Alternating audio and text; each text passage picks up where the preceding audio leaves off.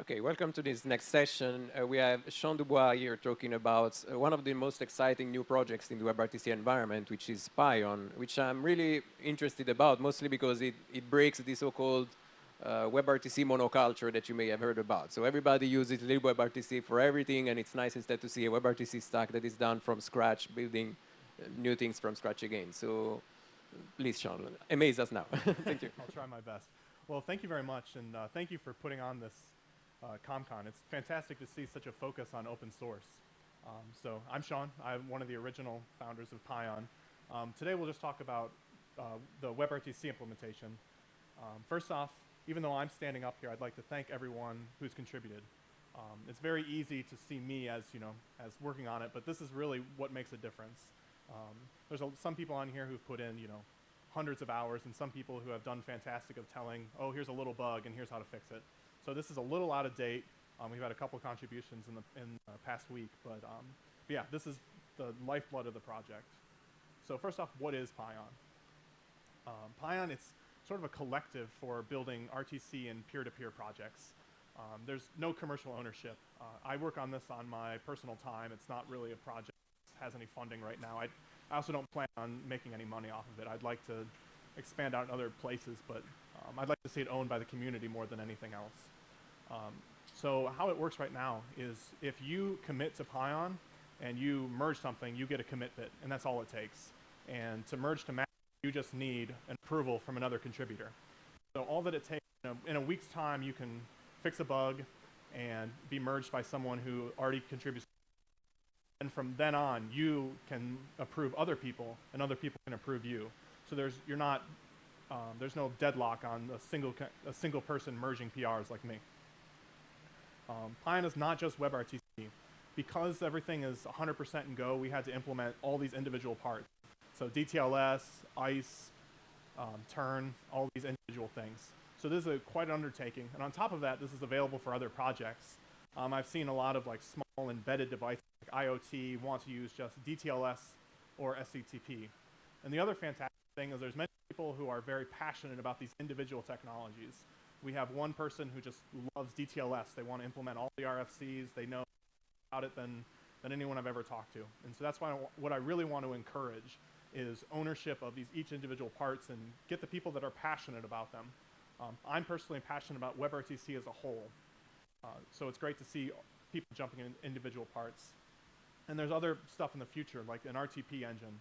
So if some people just want to send RTP over UDP, now we want to have a pluggable jitter buffer that's agnostic to whatever you want to do. It's still a growing community. So Pion's only existed for a year and a month or so. And in that time, we have about 45 contributors and 10 active. Large and small companies use it. We have a lot of startups where we have their CTOs.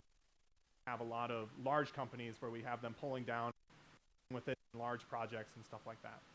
And diverse use cases, which is one of the ones that's most interesting to me, is I'll hear people doing the classical things that I'm used to. They're building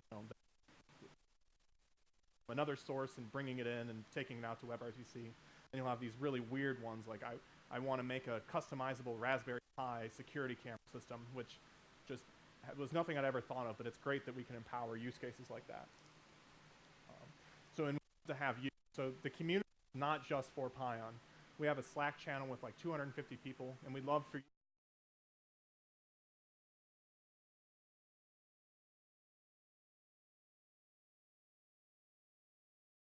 standards, other projects.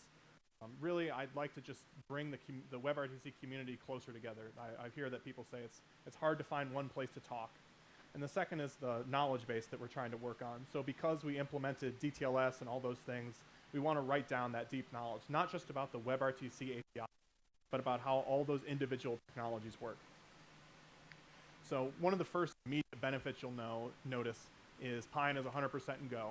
So if you've ever written Go before, some of this will be boring, but if it's all new to you, hopefully this will convince you that Go's worth your time. Go fast. I would say performance somewhere between C++ and Java. And not just that speed that matters, but the speed of development. So if you've ever worked on build systems or anything like that, the nice thing is Go doesn't have any of them. If you want to start using Pion, all it is that second command is go get Pion WebRTC. It'll pull everything down, and because it's 100% in Go, it doesn't matter what environment. You can have a brand new minimal SID install. You can have a Mac. You can have any embedded system. It'll work. And it's also sub-2nd build time. So you pull that down, and the project's completely built. Go. And it's very easy to optimize. The nice thing is, which is so simple and fast, there's really not a lot to worry about. You just have to track allocations and make sure you don't do the usual bad things. Portable and simple deploys. If you're building WebRTC products, you've probably run into this before. You waste a lot of time debugging and testing. You'll have users say they have an individual issue and you want to deploy and have them test again. How do you do that if you have, it takes 30 seconds to deploy out? So all that it takes is setting those two environment variables, and from my Mac I can target Linux ARM. I can target Darwin, I can target anything I want.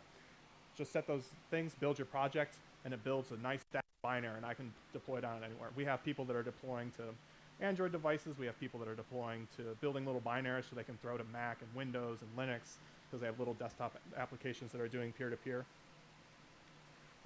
Maintainable, really important for an open source project. Because the language is so simple, you think about we do software development at scale. Let's make it as simple as possible. If you know C, if you know Python, you probably can jump in and learn Go in a weekend. It's so easy to get other people involved in the project. So simple and opinionated. The other fantastic thing is the concurrency and cryptography. It's making it so easy to get started. And again, in that same vein, the language is opinionated.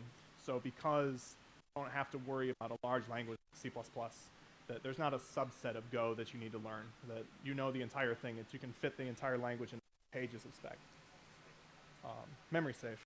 So this is one that had a lot of impact on me. Chromium has this rule of two. So the way that Chromium is designed, it's multi-process. So if you're doing some sort of traffic, you can't have it live in a high privilege situation. So you're not allowed to have user information and process foreign inputs in the same process, because it fails this rule of two. So most of the time you'll process something and then you'll send it over RPC to another process. That's important because you don't want to expose user information. And you'll see this like recently with WhatsApp and the RTCP parsing. Go doesn't fall into the same trap. You don't have to worry if there's a bug in RTCP parsing or there's a bug in some other subset. The worst thing that can happen is the entire application will, sig abort and throw out. You don't have to worry about what can come from that. And the other topic, fuzzing and code coverage, is something that other people have brought to the project, but it's very interesting to see, is how can we go in and make sure that even though we don't have to worry about these same types of problems, we still don't want these runtime crashes. So if you already know how to use WebRTC, you know how to use Pine. It's just like a Go implementation of the API you already know and love. Create offer, set remote description, tracks, pulling off ICE candidates. You already know how to use it. And my opinion is that when you come to a point where you're building your application, you're going to want to scale it. You're going to want to have to fit into these custom use cases. And this is why I'm happy that we adhere to this existing API. If you want to switch over to libWebRTC or AIORTC, we should encourage that. Like, we should have that kind of flexibility so that people can use whatever project they want, and it makes every project better. And the other thing I've come to appreciate is the WebRTC API is well designed. You have all these things. You can design your own API, but then you'll see, I need these specific stats, or I want to know something about, the RTC DTLS transport. You don't have to worry about reinventing the wheel. You don't have to worry about looking up this proprietary information about Pion. If you already know how to use WebRTC, these problems are solved for you. And then further, the actual definition of the project is it's split into subsystems. How often do you pull down a new version of a library and you find out that, everything's fantastic, I have this great new feature, but there's a bug in ICE that drives me crazy, and how do I roll back? The nice thing of Pion is it's split into all these little packages, and so you can pull down, version 2.1 of Pion, but you can pin to 2.0 of ICE. So you can roll ahead, and you might not get the newest features in ICE, but at least you can keep rolling forward and be sure that the rest of it is working. And you can also add custom behavior. A lot of companies have these unique use cases that I want to empower. So let's say you want to do interesting, unique statistics about ice. You can use 99% of Pion's code base, but then just have your little custom ice component. And as long as you adhere to the same public API that we require, you can add any custom behavior you want. So you want to do analytics, you want to do some custom behavior. Let's say you're working with a WebRTC implementation that's busted, and you want to enable that. This enables that. And here's a little package graph that shows. So Pion WebRTC, it's really just using all these individual components and wrapping them up. So the main repo itself is a simple, take in the SDP and parse it, take in that, start up DTLS, but because at the base, WebRTC is just a collection of all of these interesting, complicated protocols, but WebRTC itself isn't handling these parts. So these are one of the trade-offs that I think is worth making, but it'll be confusing coming from other implementations, is the media coding is dev controlled. So our API just emits RTP packets and consumes RTP packets. So if you're doing the coding yourself, and you're going to think about the things like how I need to emit another keyframe because there's been loss and stuff like that, you're going to have to do it yourself. But why that's important is it enables things like distributing pre-recorded content. There's a lot of these custom use cases that aren't enabled by existing WebRTC implementations. If I have a video file on disk, I can just open that in Pion, iterate the frames, and send it off. Those are the kind of use cases we want to empower. So even though we don't have the coding built in and you're going to have to listen to the feedback from Pion, it enables all these custom things. Like we have this project Gunk that does RTMP to WebRTC and HLS, and a lot of those use cases are really popular. Quick is another one. So right now we have quick support via ORTC, so it's not in the SDP and it doesn't work with Chromium. This landed in December before the Chromium version came out, but I'm working on moving over to the Chromium version soon. And then we also have features that don't find in WebRTC. So this was started by Hugo, and this is a fantastic idea, is we have all these things that aren't addressed by WebRTC yet, like how can we make that happen? And so so you can just pass to when you create a new RTC peer connection that you're used to, and have some of this proprietary behavior. So things like, I want to control how long until a host candidate, or I want to reject all host candidates and force server reflexive. This is where we let those things happen. I'm amazed at the unique use cases. We have people that are stuck with broken firewalls that, this port range doesn't work for some reason, and we have these. So there's about like 10 different flags or toggles, and eventually it'll add up. But at this time, I hope that we can push these into the WebRTC spec themselves. But these are a lot of these. And like the custom MDNS behavior I saw on the mailing list, there was talk about moving this into WebRTC itself. This is one that has saved me a lot of time, is user-defined logging. So because with libWebRTC, if you go to debug a certain issue, you can't really log in a certain subsystem. You can't dump that certain part. So with Pion, you can see an example at the bottom. I want to get a trace log of ICE, but every other component, I just want to see all debug logs. So if you have an issue in ICE, you can set one environment variable, and all of a sudden you can get a trace and print out all the ICE packets, or DTLS or SCTP. Since every individual component respects these environment variables, it makes debugging incredibly easy. And it also doesn't have to go to standard out. It can go to any sort of user callback. So in the RTC peer constructor, you can specify, okay, here's this callback, and then you just have to satisfy, trace, debug, warn, and that's it. So a lot of people are sending out to their whatever logging system that they prefer. And WASM, this one I don't know enough. This was contributed by Alex, and this is the idea is you should be able to write your code in Go and then be able to target the browser as well. So one code base, you can target both. And I think this is fantastic. How many times do we write these custom signaling protocols, and we have an implementation in C++ and we have an implementation in JavaScript, and they're all broken in different weird ways. This will help keep your signaling code sane.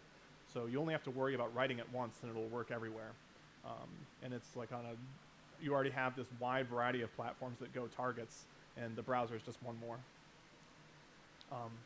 So VNet is the idea that if you're frustrated with your application falling down in real-world scenarios, so to the Pion constructor, you can pass a topology And on top of that, you can pass the network conditions. So you can say, oh, I have 3 peers, and one is behind a NAT, one doesn't allow TCP only, and stuff like that. And so you can set all of these network conditions, jitter and loss, and then you can run it, and just in software, you can simulate exactly the conditions that your application is going to perform under. You don't have to go out to the real world and try to set things on the, you have these nice applications that let you set on your own loopback these network conditions, but this will let you build complicated things. And this actually has helped us trace down a few bugs in Pion itself. In our test suite, we define like, here, I'm going to have 2 Pion WebRTC instances talk to each other over UDP, but we're going to drop 80%. And then you find weird bugs in weird places. It's fantastic for learning. I'm going to probably mispronounce his name, but Yutaka did a fantastic job of building this complicated system. Now I sit down and I see like, oh, what happens when I have 2 symmetric NATs talk to each other? It just, my understanding of things has gotten so much better from being able to just simulate all this stuff instead of having to read it or hope that I can figure it out on my own. And then what are the use cases that Pion targets? The first one that you'll come to think of is like the standard WebRTC servers. So one of the saw was WebRTC G-Speech. So a user wrote this thing where you can sit down and it's just a single Go binary, /go, and run it. And it's a web UI. You hit start and I talk. It captures your audio over WebRTC and sends it to the Google Speech API and returns back what you sent. I mean, the best part is how easy the deploy is. It's a single static binary. The HTML is contained in it, and I just download it and it goes. You hit that start button, and it sort of feels like WebTTY. So I think even though the media gets a lot of love, the data channels is what is going to enable a lot of interesting use cases. This one is someone built something so that you can share your terminal with a web browser, or you can have 2 terminals shared to each other over WebRTC. You really just have to share the STPs, and then you have 2 terminals that are provided to each other. So on the left and the right, if you wanted to help someone debug an issue in a remote data center, or you want to connect 2 peers to each other, this is how you do it. This is also great. At a lot of small companies I've seen, you'll have your SSH jump box. You'll SSH into a server on the outside, and then you'll SSH into the inside. This can be great. You don't have to expose any. You can keep your network a little simpler. And this is a project. How many people are tired of having to start X11 to jump into a conference call? ASCII RTC was a fun little thing that someone wrote where you can just download a single binary. It's statically linked. It works on Mac right now. Just type, /ASCII RTC, and you're popped up and you see someone else's face. And you have data channels as well, so you can talk to each other. I think it's great that there's this conception that WebRTC is really just for the browser. I really want to see more things that target not just the browser, but can use anywhere.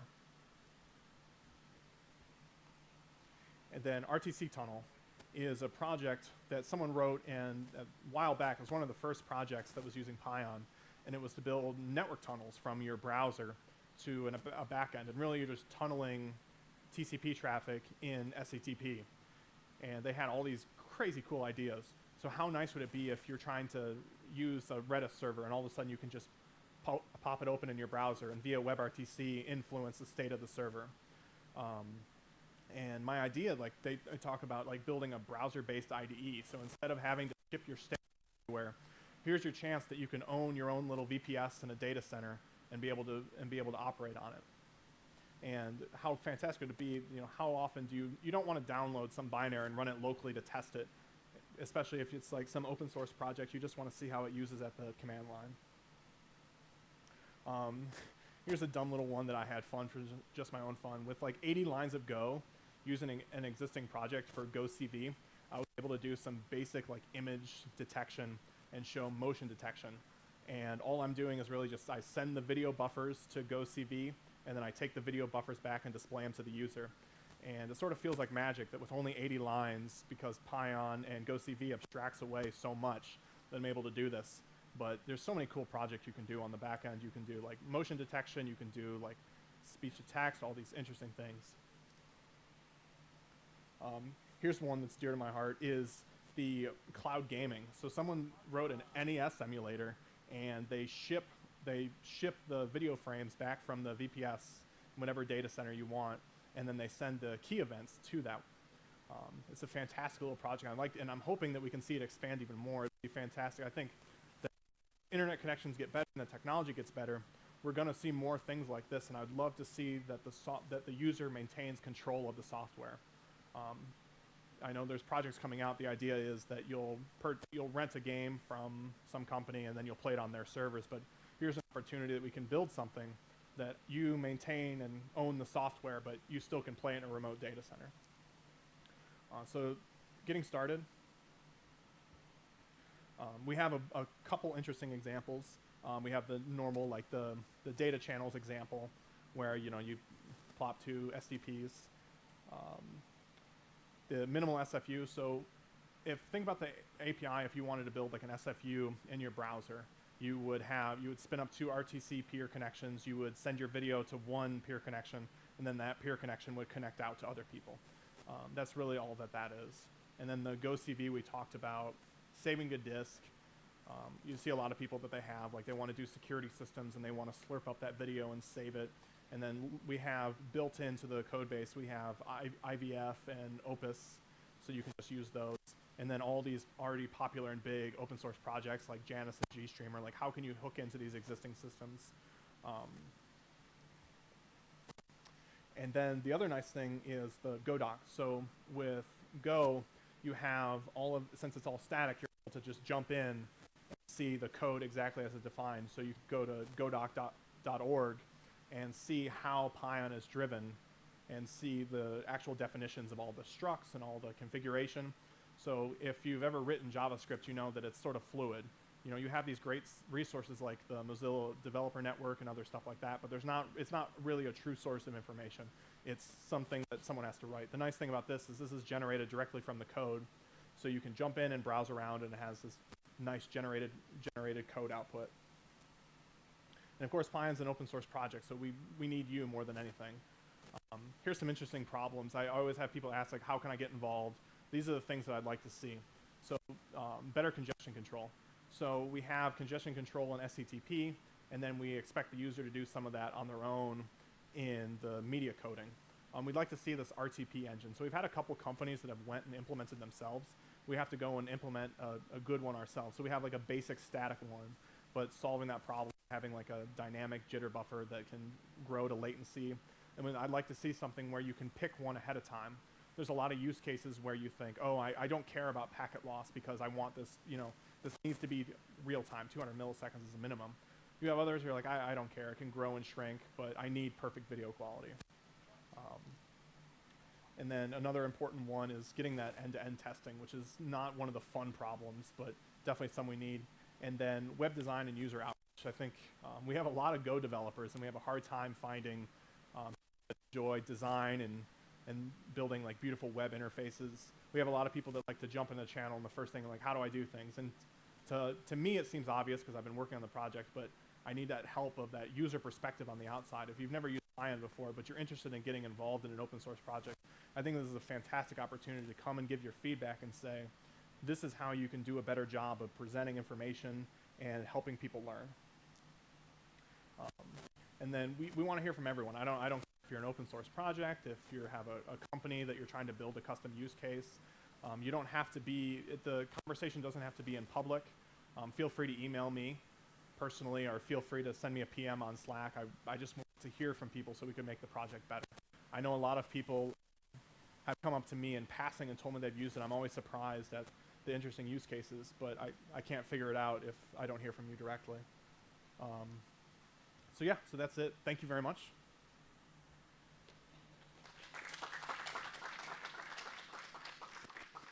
Thanks, Sean. Any questions for Sean? So just curiosity, does the WASM get compiled down and use the browser's implementation of the WebSocket, or does it still use the Go implementation of WebSocket? Yeah. WebRTP. Yes, yeah, it uses the browser implementation. So there's like we have these tags in the code base where at the top of the header we say like use the use the JS implementation or use our implementation. So yeah, we're lucky in the cases like the get user media and all that stuff, that all uses the browser implementation. Yeah, okay, nice. Well, I wasn't here right in the beginning, but you put up all the list of contributors, and you've got such a lot of contributors in quite a short time. So what's the trick with that? Yeah, I think the biggest trick is giving people that ownership. So one of the things is when someone joins, they have as much commit right as me after the first time they commit. It hasn't burned me yet, and I really very much believe that that's the kind of model we need. I see a lot of people, they get burned out pretty quickly because it's friction added by me, and it's usually pointless friction. You know, I stress and fret that, you know, the code they contribute isn't going to be good enough. But I think a lot of these things are a two-way door. Like maybe your first contribution isn't that great, but I know that as we go on, like we'll just make things better and better. I think as long as the project moves quickly and we test rigorously, like we can avoid that. I think a lot of times, like a lot of the stress about bad contributions comes from the project itself not having great testing or great infrastructure. And I was really guilty of that at first as well. When Pion first started, a lot of times a user made this great contribution, this big commit that fixed a lot of things, but added another bug. And we got all stressed out and acted like it was a big deal. But the reality of the situation, you just need to fix it quickly and catch these things early. Any other questions? Then let's give Sean a big round of applause. Thank you. Yeah, and this concludes the sessions for this morning. So we'll have lunch in about 20 minutes, and then an hour after that we'll have a new session. And please come back because the next presentation is mine. Thank you.